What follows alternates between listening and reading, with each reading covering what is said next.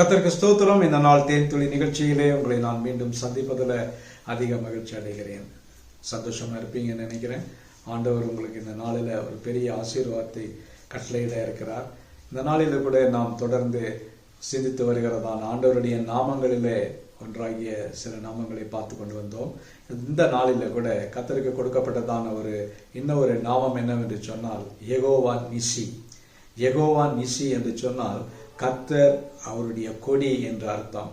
Lord is my banner என்று ஆங்கிலத்தில் சொல்லப்படுகிறது. இது எதை சொல்லுகிறது என்று சொன்னால், யாத்ராம் புத்தகம் 17ஆம் அதிகாரத்தில் அமலேக்கியருக்கும் இஸ்ரவேலர்களுக்கும் ஒரு பெரிய யுத்தம் நடக்கிறது. அந்த யுத்தத்தில் அமலேக்கியர் மடங்கடிக்கப்படுகிறார்கள். அந்த நேரத்தில் யோசுவாவும் அந்த மோசேயும் பார்க்கின்ற வேளையில் 14ஆம் அதிகாரத்தில் 15வது வசனத்தில் மோசே ஒரு பலிபீடத்தை கட்டி அதற்கு யெகோவா நிசி என்று பெயரிட்டான் என்று பார்க்கிறோம். ஒரு பலிபீடத்தை கட்டி அதற்கு யெகோவா நிசி. யெகோவா நிசி என்று சொன்னால் கர்த்தர் என்னுடைய ஒரு கொடியாக இருக்கிறார். சங்கீதம் 60 பார்க்கும் பொழுது தமக்கு பயந்து இருக்கிறவர்களுக்கு தேவன் ஒரு கொடியை கொடுக்கிறார். அந்த கொடி தான் யெகோவா நிசி என்கிறதான கொடி. அந்த யெகோவா நிசி என்கிறதான கொடி மேலே பறக்க பறக்க பறக்க நமக்கு ஒரு வெற்றியும் ஜெயமும் கிடைக்கக்கூடியதாக இருக்கிறோம். எந்தவித யுத்தமாயிருந்தாலும் எந்தவித போராட்டமாயிருந்தாலும் அந்த யெகோவா நிசி என்கிறதான கொடி நமக்குள்ளாக இருக்கும் பொழுது கர்த்தர் நிச்சயமாக நமக்கு ஜெய கொடி ஏற்றுகிறார். ஏசாயா 59 19வது வசனத்தில் பார்க்கும் பொழுது வெள்ளம் புரண்டு வருகின்ற வேளையில, யுத்தம் வருகின்ற வேளையில தேவனே ஜெயக்கொடி ஏற்றக்கூடியவராக இருக்கிறார். அந்த ஜெயக்கொடி தான் நம்முடைய பங்காக இருக்கிறது.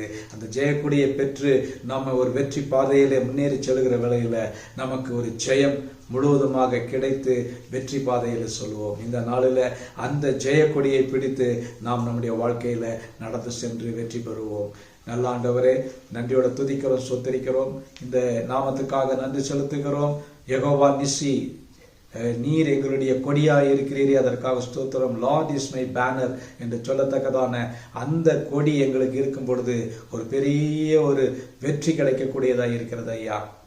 ஆண்டவரே, எங்களுடைய பட்சத்தில் என்ன எதிர்ப்புகள் வந்தாலும் ஆண்டவரே அவைகள் எல்லாவற்றையும் உடைய கொடியை நாங்கள் பிடித்து முன்னேறி செல்கிற வேளையில் ஜெயம் கிடைக்கக்கூடியதாக இருக்கிறது. அந்த ஜெயத்தை நாங்கள் உரிமை பாராட்டி எடுத்துக்கொள்ள கிருபை செய்யுங்க.